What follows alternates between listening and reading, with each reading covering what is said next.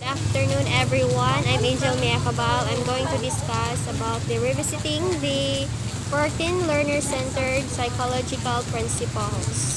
So, if you still remember, this was already discussed to our previous lesson by Ms. Tuting and Rialyn about the 14 psychological principle. If you still remember it, so examine the clip art. While we teach someone, we also learn from them, especially sa mga teachers.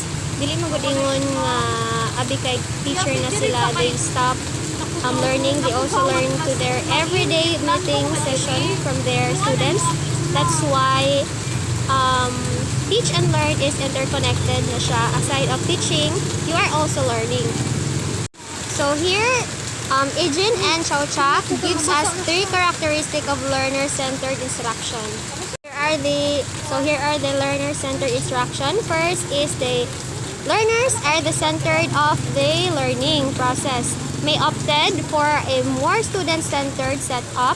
Learners are given more choices. Learning activities are designed with the needs, interests, and developmental levels of the learners in foremost consideration. So first is the learner is centered of the learning process. So learner-centered teaching methods shift the focus of the activity from the teacher to the learners. These methods include active learning, in which students solve problems, answer questions, formulate questions of their own, discuss, explain, debate, or brainstorm during class. So as we observe, since we've been schooling, dili na bago nato ng mga activity nga solving problems, it is because mao man gyud na ang mahitabo sa sulod sa eskwelahan, and also teachers did their best to give activity nga mahimong interactive ang klase. Second is teacher guides students construction of understanding. Teacher in learner-centered classroom provides a lot of opportunity for the learners actively thinking, figure out things and learn on their own. The teacher serves more a facilitator, a guide on the side rather than a sage on stage. So, dirita mag-focus sa guide on the side o sage on stage. For you, why is it as a teacher we must serve more a facilitator or a guide on the side rather than a sage on stage? In short, you must be a facilitator who can help learners discover knowledge and steer them in ways that would help them. Dili kay discuss ra kang per nga discuss nga tawon ang imong mga estudyante wala gyud nasabtan. Sage on stage was view of learning. The teacher is the expert who owns all the knowledge and transmit it to the students. Dili na siya learner is the centered of the learning, kundi the teacher is the centered of the learning na siya. So third is the teacher teach for understanding.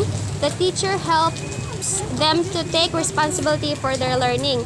As a result, students, through their own active search and experimentations, experience a movement from confusion to searching for answers, to discovery, and finally, to understanding. So, the teaching for understanding framework is a representation of what good teaching is. It captures what good teachers do so that we can take God's feeling and make them more explicit and visible. Na ako teacher way back then, I was senior high, kuan siya. Dili siya per meet na mo, dayon, og na siya, bura na pud sad, og wala siya kay, dili man pud mo meet. Og mag-discuss sad, basahon na sad ang book, dili pud mi makasabot niya, the way siya mo discuss. So, wala gi learning nga mahitabo if inana ang way of teaching. So, puhon, if mahimo tag license teacher, we must think a strategies nga effective gyud, mas maayo gyud magbase ka sa learning style sa imong estudyante. And yes, that ends to my report. Thank you for listening, everyone, and God bless.